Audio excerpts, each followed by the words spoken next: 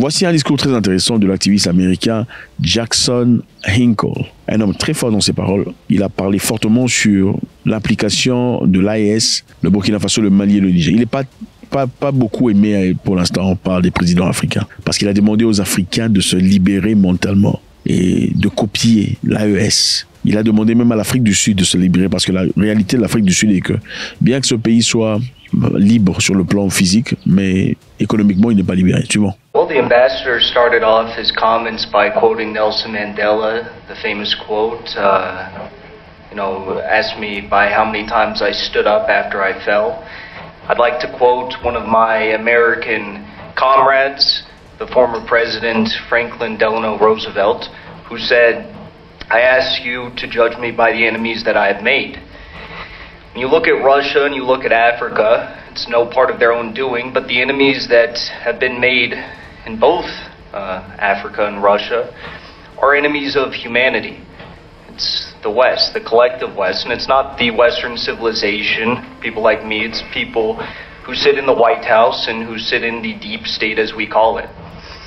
Now, there may have been a change of guard in Washington, D.C. just past week, but there's not a change of heart, there's not a change of soul. If you look at the Secretary of State that was just selected, Marco Rubio, he is a neoconservative that wants to continue the subjugation of Africa, continue the subjugation and slavery of Latin America, and wants to continue the policies that have brought about so much of the misery, the sorrow, and the chaos that we have seen in Africa and Latin America and the whole global South for decades upon decades, far before I was ever born. I hope that Africa can take a note, and I hope that South Africa can take a note from the brave leadership that we've seen in the Sahel region of Africa. People like Captain Ibrahim Traoré, Mr. Chiani in Niger, people who are fighting for true sovereignty, and who understand that humanity and war are equals, that war is just about being human, and that if you're not willing to threaten everything for the collective existence of your civilization, then you have no dignity, you have no honor at all. Le monsieur est très clair. Le respect s'impose. Le respect se négocie pas. Russia understood that, and that's why they went in to go liberate the people of the Donbass, those who were suffering under the persecution of the Nazis in Kiev for years and years and years, back since even before 2014, when there was the Orange Revolution in Kiev in 2004, backed by the United States. So I see a lot of great minds coming out of South Africa. I see a lot of great movements coming out of South Africa. But until you're willing to actually stand up to the beast in the United States, like me and many of my comrades are trying to do right now, there will be no true sovereignty for South Africa. You'll have the same old, you'll have the continued economic order. Il dit aussi ici de manière très polie que l'Afrique du Sud jouit de tout ce qu'il y a de beau. C'est très bien, une certaine liberté apparente. Mais en réalité, pas beaucoup a changé depuis la fin de l'apartheid. Sur le plan économique, les Noirs sont toujours pauvres. Sur le plan économique, les Blancs ont toujours toutes les terres, pendant que les Noirs n'en ont pas. Il faudrait que ça change. Of course, South Africa was able to do away with the discrimination that plagued this country during apartheid.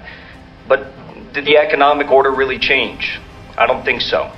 And until South Africa is willing to truly stand up to the West and, I guess, absolve itself of its past political mistakes, there will be no true sovereignty. So, from America, I say many of us love you. We appreciate the struggle that you're all fighting for. We see it as a continued struggle that we fought for in 1776. Vous savez, même quand vous partez à la banque en quête d'argent, généralement quand vous avez besoin d'argent, la banque ne vous en prête pas. Okay? La banque prête généralement ceux qui en ont déjà dans leur compte bancaire. C'est-à-dire, il ne faut pas faire le mendiant, comme le disait Sankara dans le passé. Ces aides alimentaires, c'est un réflexe de mendiant, d'assister. Nous devons mettre de côté ces aides par notre grande production. If I were to draw on the history of China and the history of Iran and Korea and Russia, there's one bottom line determining factor with all of them.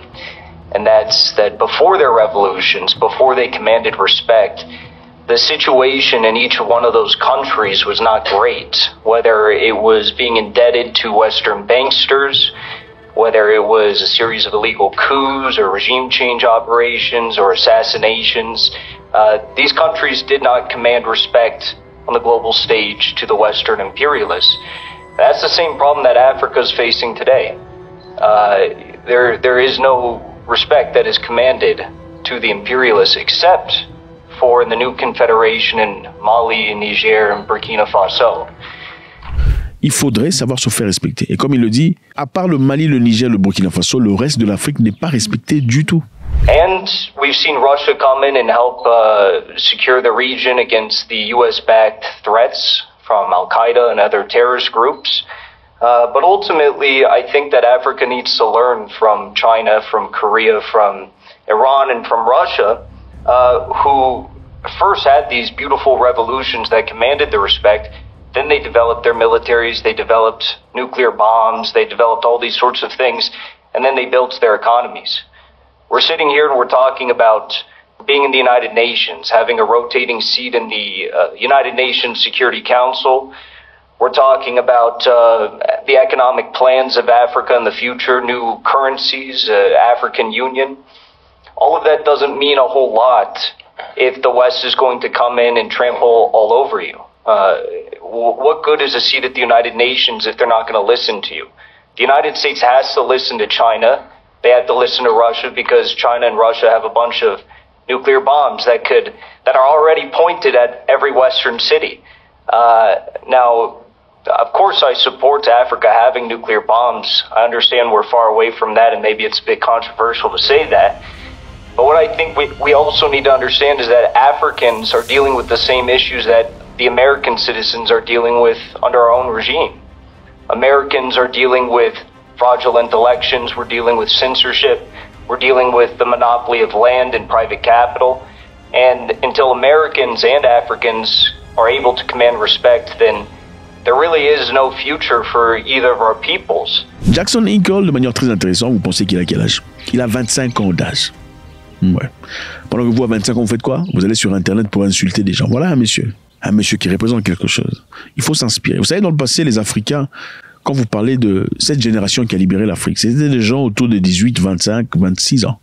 Aujourd'hui, cette génération est complètement ailleurs. Ultimately, to sum up, I want to bring in the point of Ukraine as well, because Ukraine did something very interesting recently. Zelensky realizes that the front line in Ukraine is collapsing, the Russians are moving in. So what did he do? He threatened the ability for Ukraine to be able to develop nuclear bombs. He said, Ukraine can develop a nuclear bomb in several weeks. And then everyone got very worried about that. I think the West needs to get very worried about the potential for Africa to assert its own sovereignty and command respect in the same way that we're seeing in the new Confederation states, but all across Africa.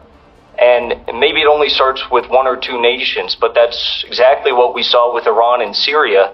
And now look at the United States proxy of Israel. Israel's collapsing because they understand that the strength of Iran and the strength of Syria with the backing of Russia is, it's completely incomparable to the strength of Israel, who would undoubtedly lose in a conventional war against these nations and their proxies all across the region. So I think the question of military power is extremely important, and it actually comes before the question of economic power or trade routes or currencies or any of these things. So I hope to see more bold leadership. Encore une fois, l'AES représente quelque chose de très fort. Et ce monsieur, Jackson Hinkle, n'est pas beaucoup aimé aux États-Unis. On le traite de propagandiste, surtout par CNN et tout le reste. Pourquoi? Parce qu'il dit des vérités qui bousculent. Even in the case of Niger, Victoria Nuland was too afraid to tell Nigeria to invade Niger because she understood the military power of these Sahel states with the backing of Russia. They wanted to do an ECOWAS invasion, and with the intervention of Russia and China and the military backing in the Sahel states, they understood in the United States that this was a no-go, that they couldn't do it. So I hope in my lifetime, I'll end here, that we'll see a nuclear Africa. We're already seeing Russia. Rosatom is talking about bringing nuclear reactors into Burkina Faso. But I hope one day it's nuclear bombs. En Afrique, quand il a parlé de cette histoire, il a demandé aux Africains d'arrêter d'aller commander, de lécher les bottes de l'Europe et des Occidentaux. Beaucoup de présidents africains n'ont pas aimé ce commentaire. Ils l'ont farouchement repoussé. Faites-moi savoir ce que vous en pensez, c'est toujours avec beaucoup de plaisir. Qu'est-ce qui libère? La mendicité ou le droit, même dans la fin? God bless.